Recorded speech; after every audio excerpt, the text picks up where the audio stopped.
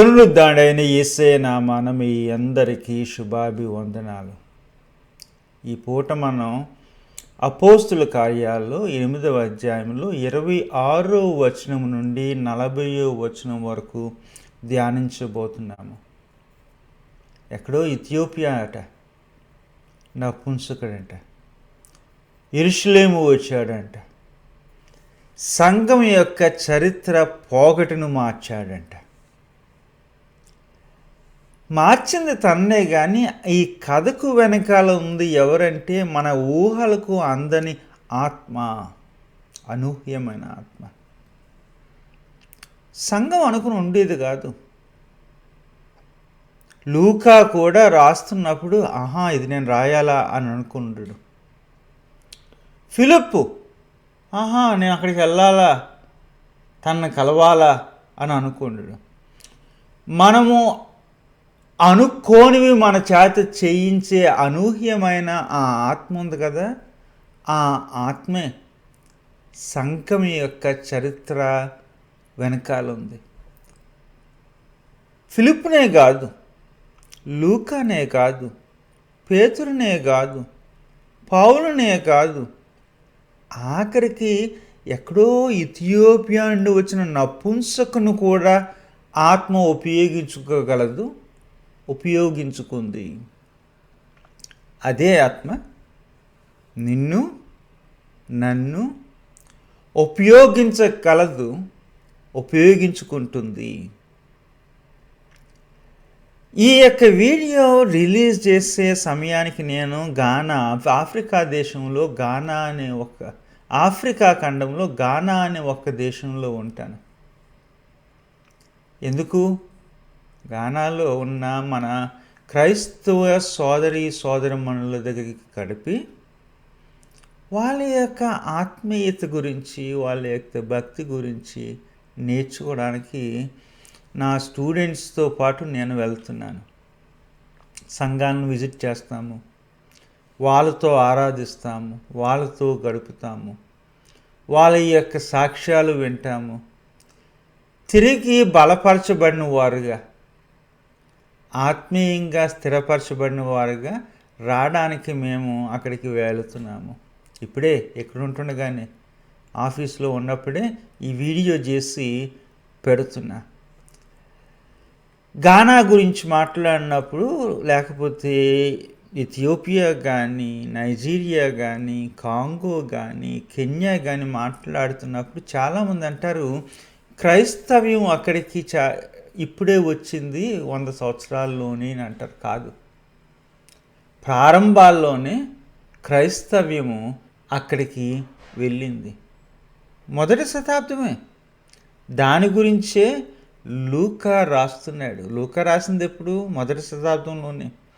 ఫిలిప్పు అనే భక్తుడు జీవించింది, సాక్ష్యం ఇచ్చింది ఎప్పుడు? 1వ శతాబ్దంలోనే. జ్ఞాపకం ఉందో లేదో కానీ 1వ శతాబ్దంలో క్రైస్తవ్యము ఆఫ్రికా వెళ్ళడమే కాదు, ఆఫ్రికా క్రైస్తవ్యాన్ని రూపుదిద్దింది. 2వ శతాబ్దంలోను 3వ శతాబ్దంలోను సంఘ పితామహులు, మతామహులు ఎక్కడ నుండి వచ్చారంటే చాలామంది ఆఫ్రికా నుండే వచ్చారు.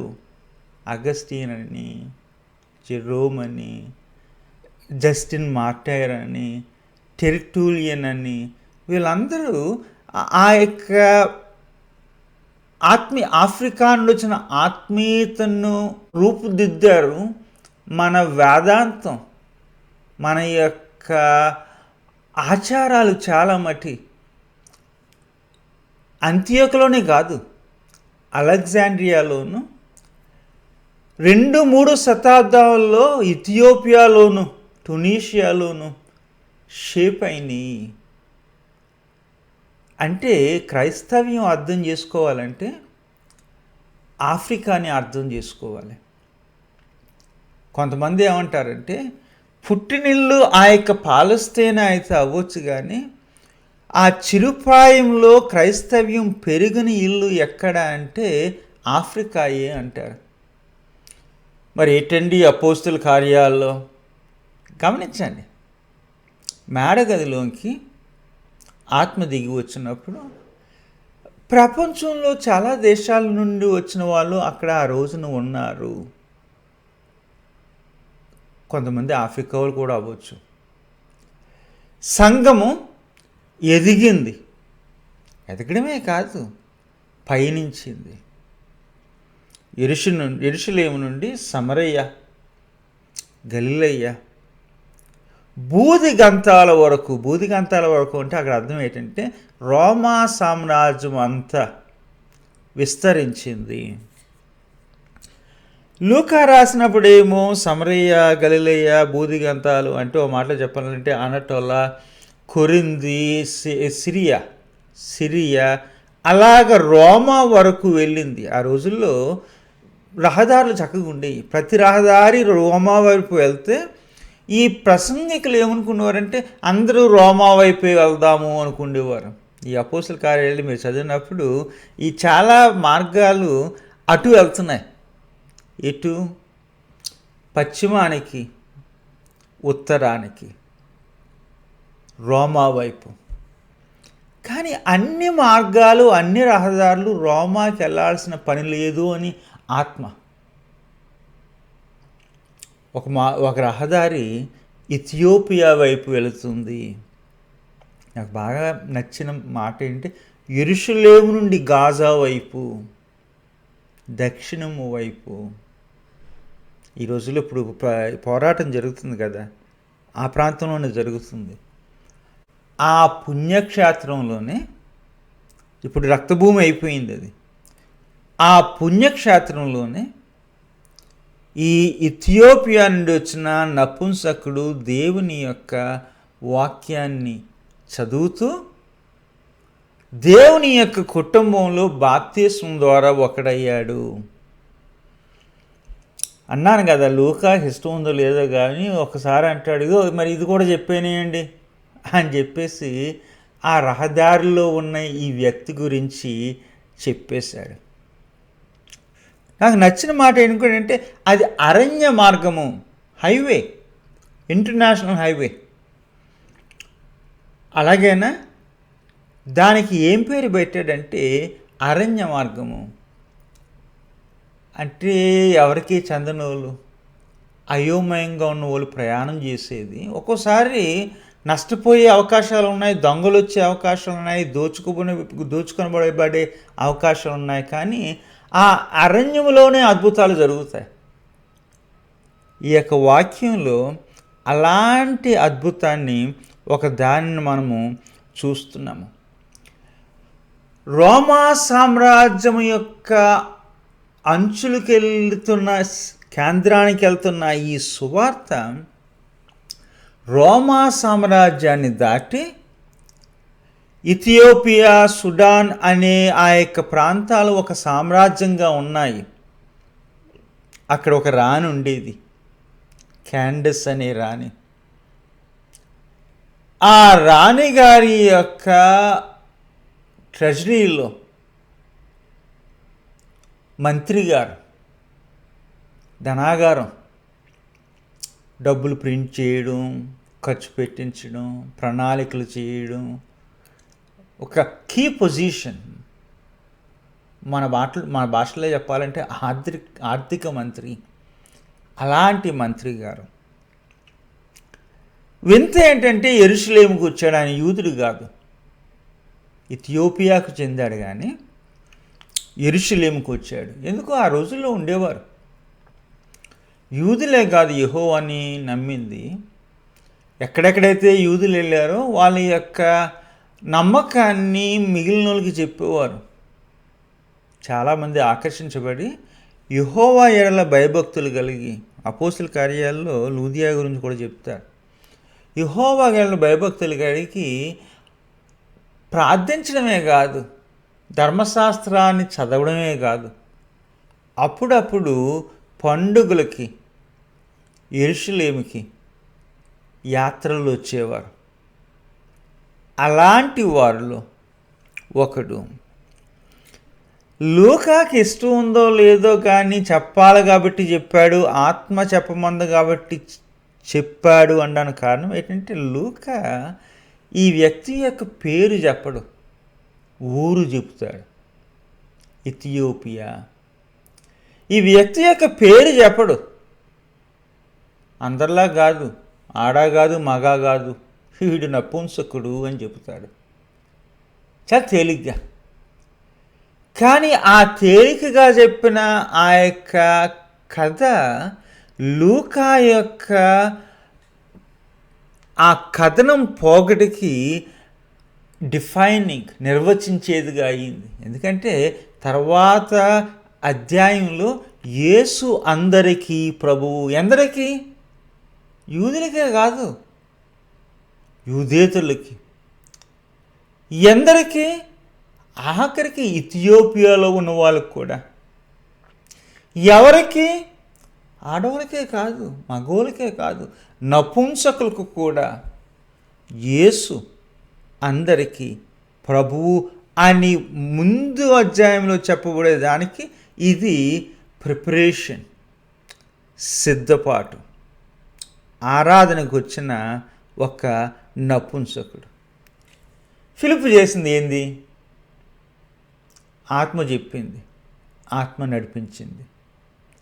పరిగెట్టుకు వెళ్ళాడు, ఈ నపుంసకుని కలిశాడు. ఆ రోజుల్లో నపుంసకులకు గౌరవం లేదు, కానీ ఇతడు గౌరవమైనవాడు. ఎందుకు? మంత్రి గారు, ఇంటర్నేషనల్గా ట్రావెల్ చేసేవాడు. ప్రపంచం తనకి కాస్త కోస్త తెలుసు. రాణిగారి నీళ్ళలో ఉన్నాడు, అధికారం నీళ్ళలో ఉన్నాడు. అంటే ఇతడు అధికారము, గౌరవం లేకపోయినా అధికారంతో వచ్చిన గౌరవం ఉంది. ధనాగారానికి మంత్రి అంటే పైసలు కూడా చేతుల్లో ఉన్నాయి.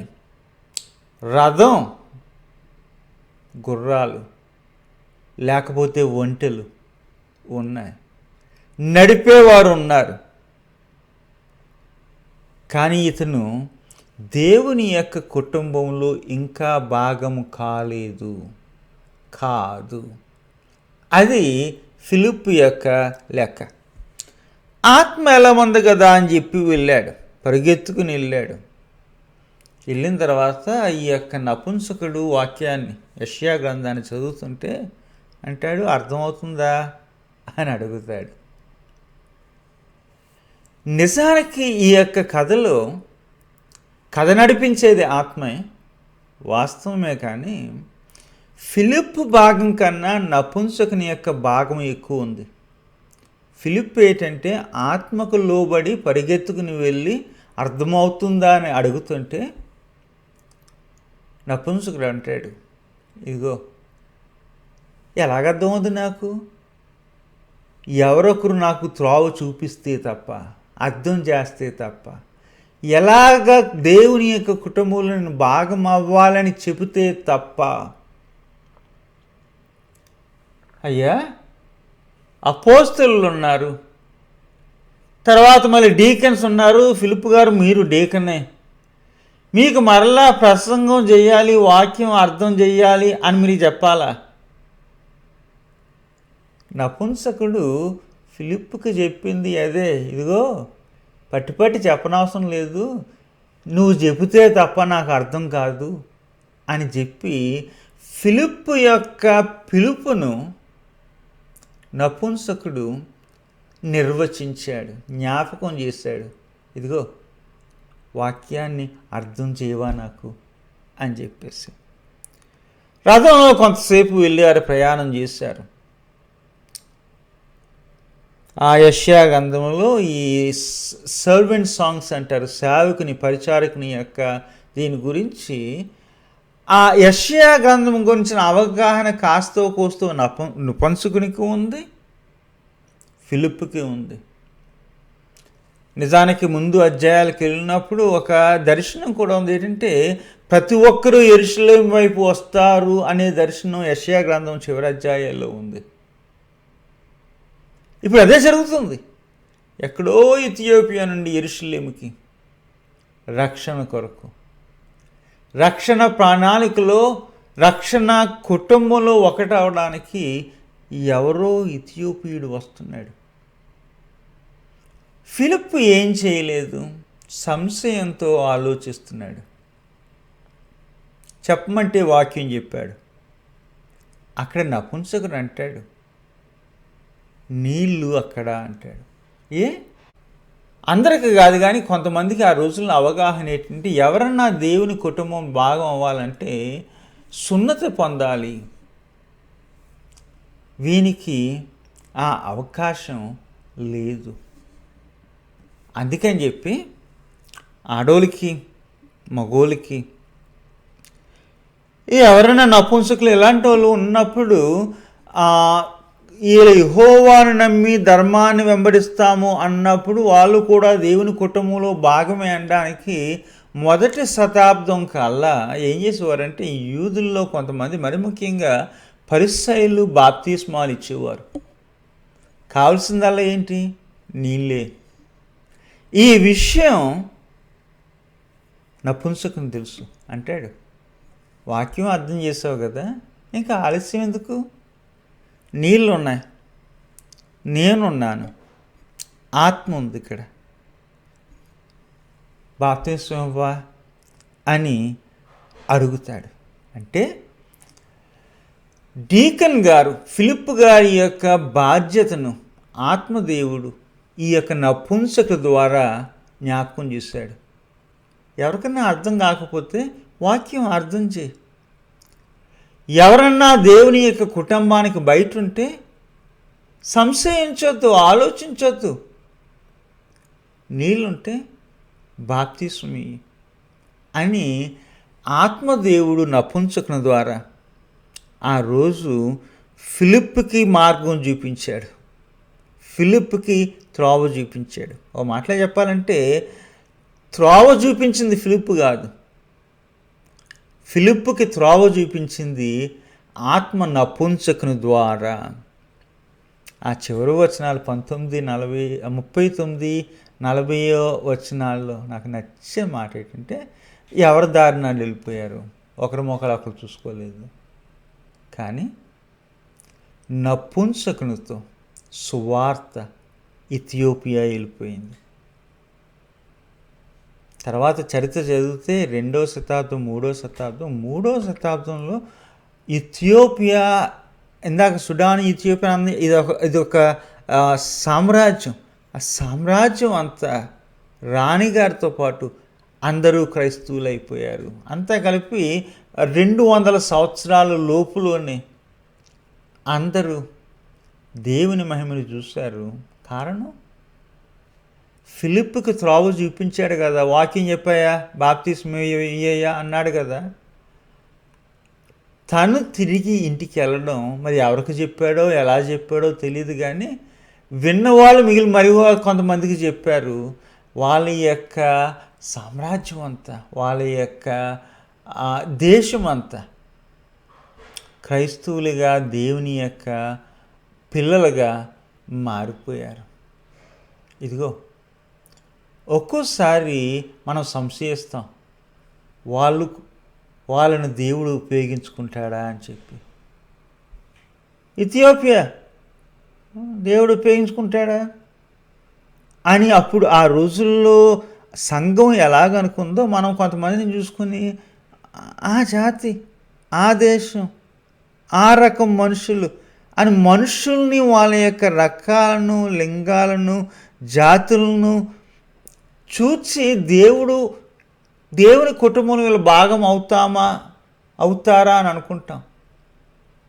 ఇక్కడ లూకా ద్వారా ఆత్మ చెప్పే సత్యం ఏంటంటే, ఇక్కడ నపుంసకుని ద్వారా ఆత్మ మనకు చెప్పే సత్యం ఏంటంటే, దైవం ఎవరినైనా ఉపయోగించుకోగలడు. ఎవరైనా సరే దేవుని యొక్క కుటుంబంలో భాగము కాగలరు. అదే అపోస్తల కార్యాల్లో 8వ అధ్యాయంలో 26-40.